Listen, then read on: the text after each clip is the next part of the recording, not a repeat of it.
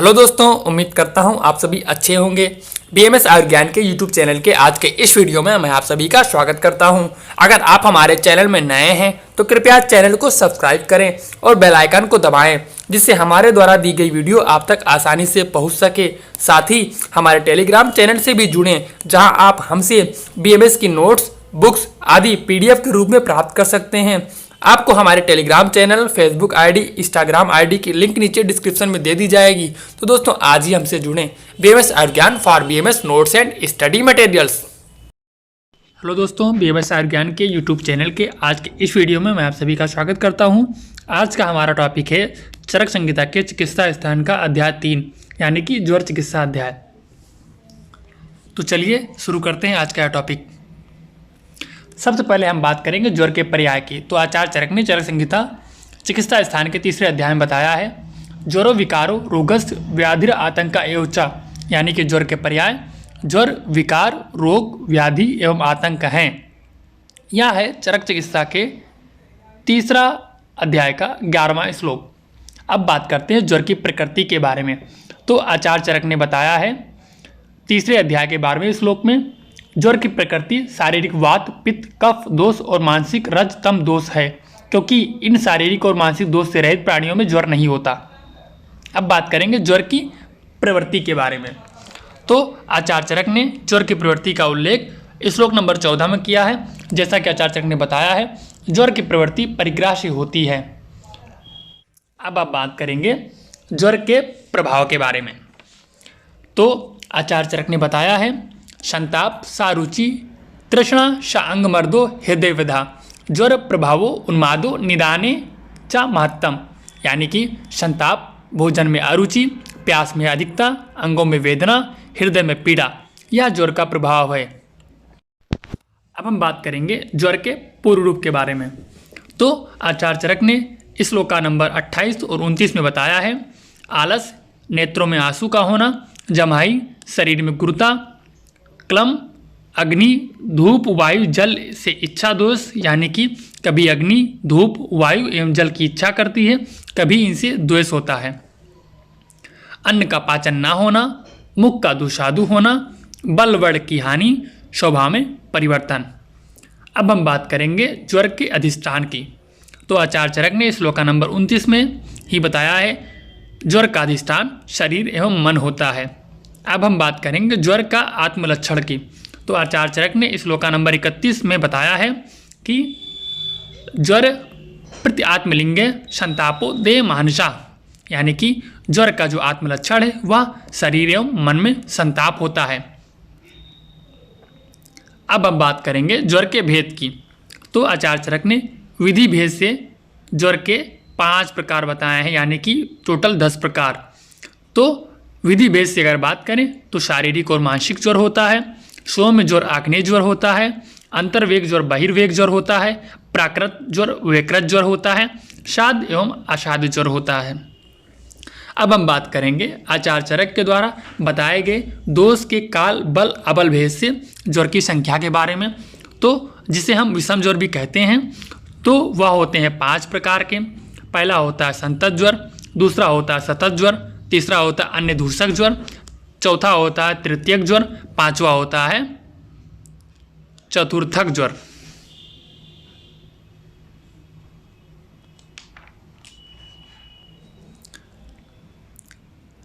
अब हम बात करेंगे ज्वर के आश्रय भेद से। तो आश्रय भेद से जितनी धातुएं होती हैं उतने ज्वर होते हैं, यानी कि रस धातुगत ज्वर, रक्त धातुगत ज्वर, मांस धातुगत ज्वर, मेद धातुगत ज्वर, अस्थि धातुगत ज्वर, मज्जा धातुगत ज्वर, शुक्र धातुगत ज्वर। तो यहीं पर हम बात करेंगे आश्रय भेद से ज्वर की साध्य असाध्यता के बारे में। तो रस, रक्त, मांस, मेद, यानी कि ऊपर की चारों धातुएं में उपस्थित ज्वर आचार्य चरक ने साध्य बताए हैं। अस्थि धातुगत एवं मज्जा धातुगत ज्वर कष्ट साध्य बताए हैं। साथ ही शुक्र धातुगत ज्वर को आचार्य चरक ने असाध्य बताया है। अब हम बात करेंगे आचार्य चरक के द्वारा बताए गए कारण भेद से ज्वरों की संख्या के बारे में। तो वह होते हैं 8 प्रकार के। पहला वातज ज्वर, दूसरा पित्तज ज्वर, तीसरा कफज ज्वर, चौथा वातज पित्तज ज्वर, 5वां वातज कफज ज्वर, 6वां कफज पित्तज ज्वर, 7वां सन्निपातज ज्वर यानी कि सभी दोषों से मिला करके। उसके बाद आगंतुक ज्वर जो कि 4 प्रकार का बताया गया है। यह भी बात कारण भेद से ज्वरों की संख्या के बारे में, जिसे हम सामान्य रूप से एक दोषज, द्विदोषज, सन्निपातज एवं आगंतुक भी कहते हैं। अगर हम बात करें ज्वर के आगंतुक प्रकार के बारे में तो आगंतुक ज्वर 4 प्रकार का बताया गया है। अभिघातज ज्वर, अभिसंगत ज्वर, अभिचारज ज्वर, अभिशापज ज्वर। और साथ ही साथ आचार्य चरक ने ज्वर चिकित्सा अध्याय में सन्निपातज ज्वर के भी 13 प्रकार बताए हैं। अब हम बात करेंगे ज्वर की संप्राप्ति के बारे में। तो आचार्य चरक ने ज्वर की संप्राप्ति ज्वर चिकित्सा अध्याय में बताई है। द्वंद्वज दोष, सन्निपातज दोष या फिर वात पित्त कफ, यानी कि वात पित्त कफ या द्वंद्वज या सन्निपातज, ये कुपित होकर रस धातु से मिलकर रस धातु और दोष के संयोग से अग्नाशय की अग्नि को बाहर निकाल देते हैं। उस अग्नि की गर्मी से संपूर्ण शरीर को उष्ण बनाकर स्रोतों में रोककर संपूर्ण शरीर में जब व्रत दोष फैल जाते हैं तब शरीर में अधिक ताप उत्पन्न करते हैं। तब मनुष्य का शरीर अधिक गर्म हो जाता है, उससे ज्वर कहा जाता है। यानी कि वात पित्त कफ, द्वंद्वज एवं सन्निपातज ये दोष कुपित होकर के रस धातु के साथ मिलकर अग्नाशय की अग्नि को बाहर निकालकर अग्नि की गर्मी से शरीर को उष्ण बनाकर स्रोतों को रोककर संपूर्ण शरीर में फैल जाते हैं, जिससे शारीरिक ताप उत्पन्न हो जाता है। शारीरिक ताप उत्पन्न होने से इसे ज्वर संज्ञा या ज्वर कहा जाता है। अब हम बात करेंगे ज्वर की चिकित्सा सूत्र के बारे में। तो आचार्य चरक ने बताया है लंघनम स्वेदनम कालो यवागो अस्तिक्तुरसो पाचना अन्न विपकन्ना दोषाणाम तरुणे ज्वरे, यानी कि लंघन जिसे उपवास कहते हैं, स्वेदन क्रिया, काल 8वां दिन होता है, तिक्त रस से संस्कृत यवागु यानी कि तिक्त रस से मिली हुई यवागु या फिर उससे संस्कृत की हुई यवागु का प्रयोग, ये सब तरुण ज्वर यानी कि आम ज्वर में आम दोष को पचाने वाले होते हैं। आचार्य चरक ने यही चिकित्सा सूत्र ज्वर का बताया है। अब हम बात करेंगे ज्वर की चिकित्सा के बारे में। तो लंघन कराना चाहिए, उष्ण जलपान कराना चाहिए, सड़ंग पानीय पान कराना चाहिए, वमन कर्म बताया गया, यवागु बताया गया है। सबसे पहले हम बात करें लंघन की, तो लंघन को उपवास भी कहा जाता है। इसका प्रयोग कराते हैं, परंतु यदि रोगी की धातुएं छीड़ हो गई हों, यानी कि क्षय आदि से पीड़ित हो, यानी कि क्षय आदि ज्वर में लंघन नहीं कराना चाहिए।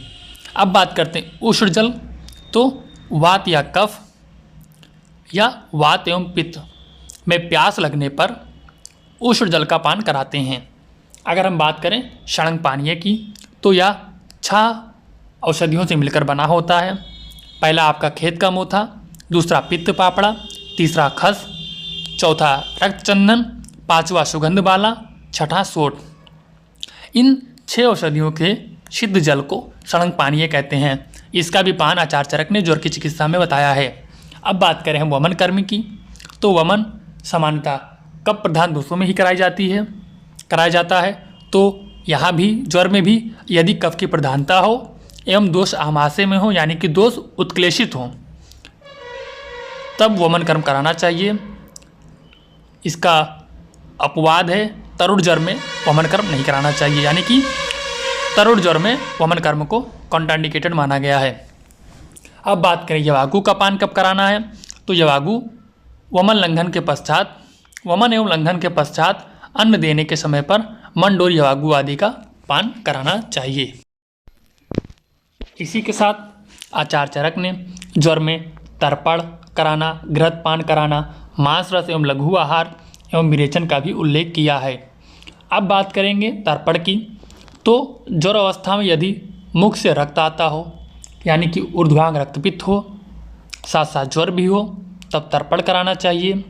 और बात करें अगर हम घृत पान की, तो जिसका कफ मंद हो या वात पित्त प्रधान ज्वर में दोषों के पच जाने पर 10 दिन के बाद घृत का पान कराने का उल्लेख आचार्य चरक ने बताया है। अब बात करें मांस रस एवं लघु आहार का सेवन कब कराना चाहिए ज्वर में, तब जब तक लंघन का लक्षण उपस्थित ना हो जाए तब तक मांस रस एवं लघु आहार का सेवन नहीं कराना चाहिए, उसके पश्चात कराना चाहिए। अब बात करें विरेचन का, तो उपरोक्त चिकित्सा जैसा कि उष्ण जल, शणक पानीय, घृतपान, तर्पण आदि, मांस रस आदि के सेवन के पश्चात भी यदि ज्वर शांत ना हो एवं बल मांस अग्नि क्षीण ना हुई हो, यानी कि रोगी बलवान भी हो, उसकी अग्नि भी उपस्थित हो, तो विरेचन से ज्वर को शांत कराने का उल्लेख आचार्य चरक ने किया है, यानी कि विरेचन का प्रयोग कर सकते हैं। और साथ ही साथ यदि व्यक्ति क्षीण हो गया हो तो उस व्यक्ति में दुग्ध का पान करा करके बस्ती का उल्लेख आचार्य चरक ने बताया है। अब हम बात करेंगे निरूबस्ती कब करानी है, तो यदि रोगी का मल निकालना आवश्यक हो तो उसे दुग्ध पिलाकर निरूबस्ती दें। अब बात करें अनुवासन बस्ती का उल्लेख ज्वर में कब आया है, तो यदि विरेचन एवं निरू से भी मल ना निकलने पर, यानी कि विरेचन और निरू से मल ना निकला हो, तब अनुवासन का प्रयोग करने के लिए आचार्य चरक ने बताया है। अब बात करें नस्य का प्रयोग कब करना है, तो नस्य का प्रयोग आचार्य चरक ने सिर में भारीपन, सिर में सूल होने पर, या फिर जब रोगी की या फिर व्यक्ति की जो इंद्रियां होती हैं वो अपने विषयों को ग्रहण करने में असमर्थ हो, तो नस्य का प्रयोग आचार्य चरक ने ज्वर में बताया है। अब हम बात करेंगे ज्वर में बाह्य चिकित्सा का विधान, तो आचार्य चरक ने बताया है जीर्ण ज्वर में शीत उष्ण ज्वरों का विभाग कर, अर्थात शीत कारणों से उत्पन्न ज्वर में उष्ण प्रदेह परिषेक अवगाहन आदि का प्रयोग एवं उष्ण कारणों से उत्पन्न ज्वर में शीत प्रदेह परिषेक अवगाहन आदि का प्रयोग करने के लिए आचार्य चरक ने ज्वर की चिकित्सा में बताया है। अब हम बात करेंगे सन्निपातक ज्वर की चिकित्सा सूत्र के बारे में, तो आचार्य चरक ने बताया है सन्निपातक ज्वर अगर हो तो उसमें एक दोष को बढ़ाकर बढ़े हुए दोषों को घटाकर उसकी चिकित्सा की जाती है। यह उल्लेख चरक चिकित्सा स्थान 3 अध्याय यानी कि ज्वर चिकित्सा अध्याय में श्लोका नंबर 286 में बताया गया है।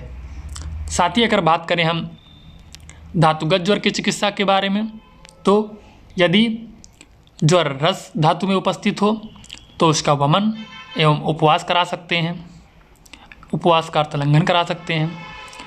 और यदि ज्वर रक्तगत धातु में उपस्थित हो तो उसका रक्त मोक्षण करने का उल्लेख है, प्रलेप कर सकते हैं, परिषेक करा सकते हैं। यदि ज्वर मांस एवं मेद धातुगत हो तो उसमें विरेचन एवं उपवास कराना चाहिए, कराने का उल्लेख है। यदि ज्वर अस्थि एवं मज्जागत धातु में उपस्थित हो तो उसमें निरूह एवं अनुवासन कराने का उल्लेख है। और आचार्य चरक ने शुक्रगत ज्वर को असाध्य बताया है। अब हम बात करेंगे विषम ज्वर की चिकित्सा के बारे में, तो यदि विषम ज्वर वात प्रधान हो तो उसमें स्नेहपान, निरूह बस्ती, अनुवासन बस्ती एवं स्निग्ध या उष्ण अन्नपान देना चाहिए। अब बात करेंगे हम पित्त प्रधान दोष हो विषम ज्वर में, तब यदि विषम ज्वर में पित्त प्रधान हो तो विरेचन कराना चाहिए, पित्त हरद्रव से सिद्ध घृत एवं दुग्ध का पान कराना चाहिए।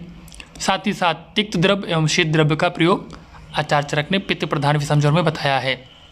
अब बात करेंगे हम कफ प्रधान विषम ज्वर में, तो कफ प्रधान विषम ज्वर में वमन, पाचन द्रव्य यानी कि वमन करा सकते हैं, पाचन द्रव्य का प्रयोग करा सकते हैं, कषाय का पान करा सकते हैं, उसका लंघन यानी कि उपवास करा सकते हैं। रुच उष्ण द्रव्यों का पान आचार्य चरक ने विषम ज्वर कफ प्रधान हो तो बताया है। अब हम बात करेंगे आगंतुक ज्वर की चिकित्सा सूत्र के बारे में, तो आगंतुक ज्वर में आचार्य चरक ने देव व्यापाश्रय यानी कि मणिधारण, पूजन, यज्ञ, स्तुति, बलि, मंगल होम, साधु दर्शन आदि बताया है। अब हम बात करेंगे ज्वरनाशक कषाय एवं योग के बारे में, तो वत्सक आदि क्वाथ, मधुका आदि क्वाथ यानी कि मधुका आदि शीत कषाय यानी कि महुआ आदि से जो शीत कषाय बनता है उसका प्रयोग, जाति आदि क्वाथ, त्रिफला आदि क्वाथ, त्रिफला से बना हुआ क्वाथ, त्रिफला आदि द्रव्यों से बना हुआ क्वाथ, भृत्य आदि क्वाथ। साथ ही साथ अगर बात करें हम आचार चरक के द्वारा ज्वर के लिए बताई गई घृत के बारे में, तो पिपले आदि घृत, वाषा आदि घृत, बलादि घृत का उल्लेख आचार चरक ने ज्वर चिकित्सा में किया है। साथ ही साथ अगर तेल की बात करें तो चंदन आदि तेल, अगरू आदि तेल का उल्लेख आचार चरक ने ज्वर चिकित्सा अध्याय में किया है। Thank you so much for watching this video. अगर आप सभी को यह वीडियो पसंद आया हो तो वीडियो पर लाइक करें, कमेंट्स करें, साथ ही साथ अपने दोस्तों के साथ शेयर करें। और यदि आप हमारे YouTube चैनल पर नए हैं तो कृपया चैनल को सब्सक्राइब करें। Thank you so much for watching.